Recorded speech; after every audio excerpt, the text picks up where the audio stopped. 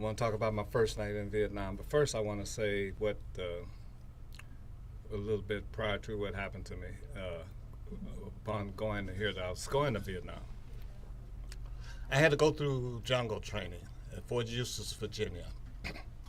Fort Eustis, Virginia, in 1966. Going through my jungle training, I reported for jungle training in all battle gear. And jungle training consisted of 5 days of training on how to conduct yourself in situations of war and in the jungle. The first day I was killed 6 times. 6 times I was killed on my first day in jungle training. So that really was a wow to me, that, man, what is this going to be? But at the same time, I did not know what I was going to be doing in Vietnam because my orders hadn't come in. But I had been alerted that I was going because I volunteered to go to Vietnam. And so that was prior to going to Vietnam. That's what I went through with the jungle training. So I didn't have a bright future being assigned to Vietnam and getting killed 6 times on my very first day in my jungle training. Anyway, I reported to Vietnam in December of 1966. And I had received my orders late, but my orders read real good. They read that I would be stationed in Saigon, Vietnam, at the Victoria Hotel. And I had heard that the Victoria Hotel was one of the most prestigious hotels. Good job. I was going to have a good job in Vietnam.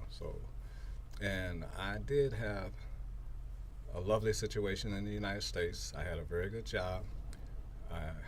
So I thought that things had been fixed up for me.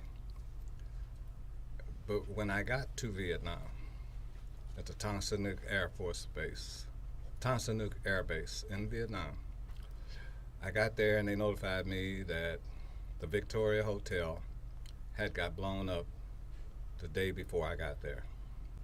So I would have to wait there at Tan Son Nhut to get further orders as to where my assignment would be in Vietnam.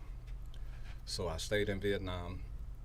I stayed in Tan Son Nhut the first night, and I had to sleep on the landing zone. And I slept under a B-52 and on a cot. Not only me, it was everybody. Everybody had to stay there that night on a cot and mosquito netting. So I stayed there, and it was longer than 24 hours. But finally they said that I shipped to a place called Long Binh. Long Binh was a reception center in Vietnam. Very big reception center. Almost everyone goes through a reception center when you come in as an individual and not come in with a unit from the United States. So I went there and I was awaiting orders at Long Binh for, it was a little bit over, first of all, in Long Binh, the first night that I got to Long Binh, it was January the 1st. It turned New Year's. And I went to bed that night. We were sleeping on cots in tents. It was a big compound. And I woke up to gunshots that night. And of course, I don't know what's going on. I'm thinking we've been attacked. Well, no. It was New Year's. And it was our people celebrating New Year's. And this was a shock, and it was crazy because it seemed like they were shooting through the tents. Now, I was laying flat on my back, and I stayed flat on my back. mostly everybody waiting orders. And like I said, they were shooting.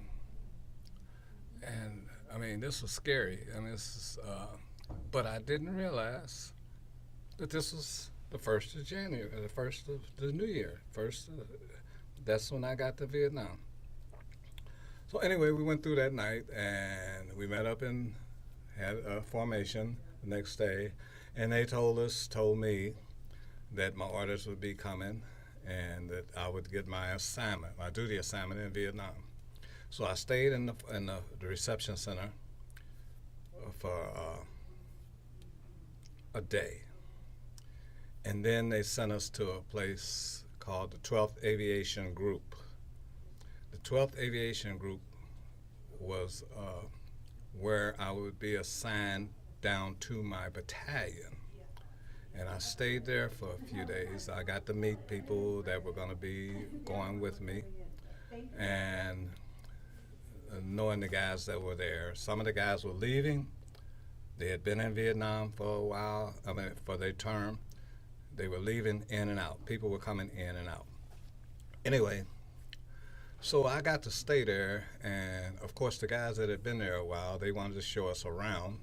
We were stationed close to Saigon and close to a place called Bien Hoa. Bien Hoa was the place where we could go and relax, get to know the people, get to know the lay of the land. And that was the first very shocking experience. And you would think that, shocking is someone getting killed, something like that, but no. We went to enjoy ourselves downtown. And they had these little what are called taxi cabs, called lambrettas, little bitty things. And of course we had 5 people in it, and one guy was very big brother. And we rode downtown, enjoyed ourselves, and on the way back, we got a lambretta, and we had told the guy to pay us this taxi cab. We're gonna pay him what I say is a nickel apiece to take us back to post, which we had agreed on doing that, and he had agreed on doing it. And this little lambretta was pulling all of us to our destination. When we got to our destination, and I took out my nickel to give him, and this big guy with me said, "No, keep the nickel, keep your money." I said, "Well, we agreed to pay this guy." He said, "No, he got enough. He got enough. These people don't deserve anything. These people aren't worth anything." Now, this guy that was telling me that was a brother. And when he was saying this, and this is true, what was echoing in my head was some of the things that had been said about black people in America, about us not deserving things. And that shocked me. And I wonder what had been done to him that gave him that attitude. Now, this is one of the guys that had been in Vietnam. And that really took me. And that kind of set him on. I didn't know how long he was going to be there because he was going home. But I had to find out about this guy because he had said some other things while I was there that was strange to me. And I did. I set out to find out about him. And of course, I had access to records. I could go to the records place to look through his records because of some of the things that he had said and that I had noticed about him. And this guy was huge. Anyway, I found out this guy had been proclaiming that he was from Cincinnati, Ohio. And this is an experience in Vietnam that really touched me, man, and I'll never forget it. I'll never forget it. He used to call people Mississippi boat boys. He called all of us black people Mississippi boat boys, and he would drill that into us. And he was a big dude, so he was kind of intimidating. Well, I found out he was from Greenville, Mississippi. Greenville, Mississippi, which is it's hard to do. I'm a talker, and it goes really fast. But I want to tell you about a story. A guy, I met a friend there. I'd been in Vietnam for a while. We'd done a lot of work, 6 months. We built our company area, 214th Combat Aviation Battalion in 1966. If anybody knows anything about that, 1966, 67. If anybody knows anything about that, they'll know that this was a desolate area, very desolate. Well, I met a guy there. His name was John J. Clancy, a very good friend. We turned out to be good friends. I didn't even know that we had turned out to be such good friends. But he had been to Vietnam 6 months before me, and at one point, I took him to the airport to come home. He's coming back home. He had served his time in Newark, New Jersey. He had served his time. He was going back home to Newark, New Jersey. And we had been stationed, had slept in the same tent, had been together for 6 months, got to know each other and the rest of the fellas. A lot of things had happened. Anyway, he was coming home. And this was in 1967. And so I took him to the airport. I had $1 in my pocket, and I bought him a beer, waiting at the airport for the plane to come to bring him back home to Newark, New Jersey. And we talked quite a bit. Of course, we talked quite a bit for 6 months. And anyway, when we were sitting there waiting for the plane to come, I told him, I said, do you realize this, that you're getting ready to go back home? And that if I was in Newark, New Jersey, when you landed, that I would be out to kill you. And I guess that impressed him. I didn't know how much it impressed him that day. But 47 years later, I think it was 2014, I get an email from him. His secretary had hunted me down after 47 years. And I have that email. I've shared that email with a lot of people. And he really thanked me. The crux of the matter was, thank you for coming into my life, because I had set the course for him for what he would do for humanity. And this man was very successful. You can look him up. His name was John J. Clancy. And we shared a lot of memories, and we shared also his future. And he was a very good friend. We met. He said, I'm flying into Kansas City, and I will be at the Kansas City airport, and I want you there. We're going to talk. And we did. We talked, and we talked about some very personal things in life, and very personal things in his future. And he came to Kansas City, and we talked. He started a thing called the Community Educational Centers, which was actually started as juvenile detention. And we got in depth on it.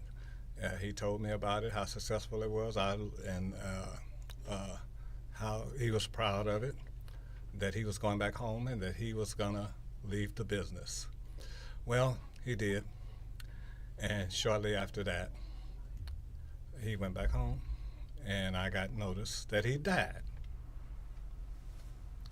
And I wish I could tell y'all the story of what we talked about and the experiences that we did have in Vietnam. I'm having a hard time dealing with the time on how we're doing this, but it was a lot of experiences in Vietnam that I learned. I'm forever grateful for, and I wouldn't change it for the world. And like I said, it's a lot of different experiences. Vietnam, I didn't fear Vietnam. I volunteered to go to Vietnam. I volunteered for everything that you're not supposed to volunteer for in Vietnam. Someday I hope to put out a lot of my memoirs, the people I met and the things that I did. And yes, the contradictions that I ran into as far as the future.